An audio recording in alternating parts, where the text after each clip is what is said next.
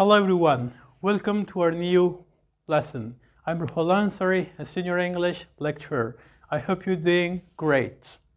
سلام دوستان عزیز، امیدوار هستم که خوب و صحتمند و سر حال باشین. روحالله انصاری هستم، یکی از اساتید ارشد زبان انگلیسی و امروز برای شما بعضی از جملات را دارم که میخوایم با هم دیگه اونها را به زبان انگلیسی تبدیل کنیم. اینها نظر به چیزهایی است که ما قبلا خوانده بودیم. And also you have the words here on the boards. You can see the words here back of me. So let's go first through the words, and after that we're going to make the sentences or change the sentences into English form. میریم سر کلمات خود کلمات رو میخوانیم و بعد از میریم تبدیل جملات. We have some words here. I'm going to read for you. Then if you know the translation of these words, that's very good. But if you don't know, listen to me to translate that. اگر میفهمین که خوب هست، اگر که معنای لغات را نمیفهمین گوش کنین به من. Number 1, notebook. 2, every day. 3, steady. 4, life. 5, at all. Number 6, interesting. Number 7, body. Number 8, late. Number 9, near. Number 10, go. 11, park. And number 12, computer. These are the words. کلمه اول notebook به معنی کتابچه. Every day یعنی هر روز. Study درس خواندن یا مطالعه کردن. Life زندگی. At all یعنی اصلا یا به هیچ وجه. Number 6 شماره ششم. Interesting به معنی جالب یا دلچسب. Number 7 body it means رفیق دوست. 8 late یعنی که بیا که late از late as گرفته شده یعنی که اجازه بده ما را یا بیا که این کار انجام بده. Number 9 we have near نزدیک. go رفتن. Number 11 park هم یک معنای دیگهش پارک کردن میشه. پارک کردن این وسایل نقلیه مثل موتر و موتورسیکل و دیگه چیزا. Number 12 we have computer.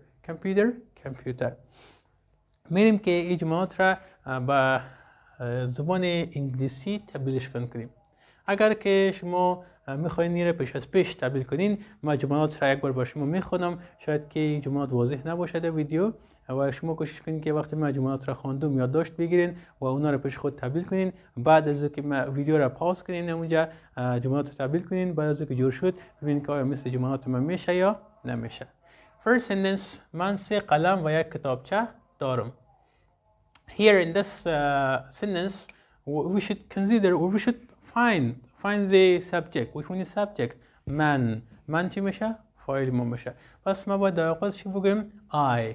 3 قلم و یک کتابچه دارم. اینجا باید درباره داشتن گپ بزنیم. پس از افعال تو verbs باید استفاده کنیم. وقتی میگم که ما دارم باید بگیم که I have. ما دارم چون زمان حال است.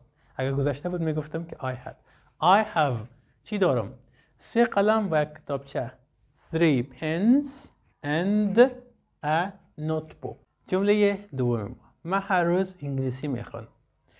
اینجا سابجکت من است. فعلی که باید نوشته کنم خواندن است که خواندن یا مطالعه کردن گفتم براتون استادی میشه. پس من چی میگم؟ من I میخوانم. study چی چیزی را؟ انگلیسی را. English قاعده میبرم در آخر جمله. هر روز چی میگه؟ every day. پس میشه که I study English every day. I study English every day. I study English every day. Let's go through the third sentence. بریم سمت جمله سوم. من کتاب پشتوی شما را در بیک خود دارم. ما دارم. I have. من چی را دارم؟ کتاب پشتوی شما را. اینجا باید صفت ملکی استفاده کنم قبل از کتاب پشتو. کتاب پشتوی شما را your. کتاب پشتو book. your پشتو و پختو book. در کجا؟ در بیگ خودم. in my bag. پس چی میشه جمله؟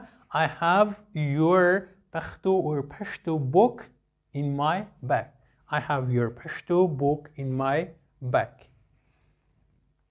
شماره 4 زندگی من اصلا جالب نیست رفیق. این ما باید به انگلیسی تبدیل کنم.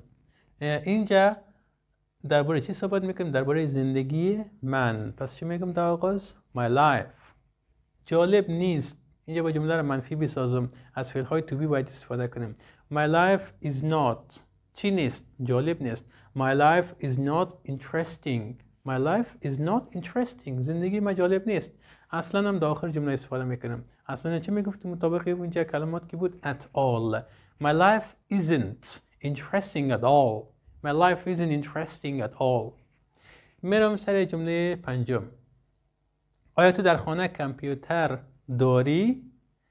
آیا تو در خانه کامپیوتر داری؟ اینجا ما از چی استفاده کنیم؟ از افعال داشتن. چرا؟ چون بحث درباره دارایی است، درباره که کسی چیزی را داشته باشه.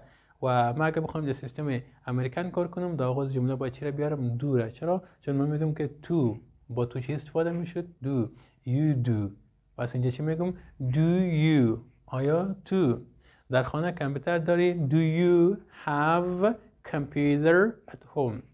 Do you have computer at home? آیا تو در خانه کامپیوتر داری؟ و جمله شماره ششم. بیا با هم به پارک نزدیک خانه برویم. در قسمت اول گفته بیا که. این بیا که در هر جمله‌ای که باشه در آغاز جمله ما رو میگیم بیا که این کار انجام بدیم. پس اول میگیم که بیا که. Let's چی کار کنیم؟ برویم. بعد از باید فعل اضافه کنیم. کجا بریم؟ Let's go. Let's go. بیا که بریم. کجا؟ به پارک نزدیک خانه. The park near our house. پارک نزدیک خانه ما. بیا با هم به پارک نزدیک خانه برویم. یا خانه، اگر این قسم بگم خانه ما میشه Let's go to the park near our house. اما اگر بگم که بیا به پارک نزدیک خانه بریم، میگم که Let's go to park near house. بیا به پارک نزدیک خانه بریم. و شما میتونید که همین قسم جملات را بسازین. خیلی آسان، خیلی راحت، نظر به چیزهایی که قبلا شما خواندین اونا رو میشه یک بار مرور کنین. و اگر شما این ویدیو رو تازه میبینین، برین ویدیوها رو از آغاز ببینین که بتونین راحت و خیلی مطمئن تر جملات را بسازین و بیان کنین و کوشش کنین که زیادتر از این جملات را بسازین. تشکر که ما همراه هستین.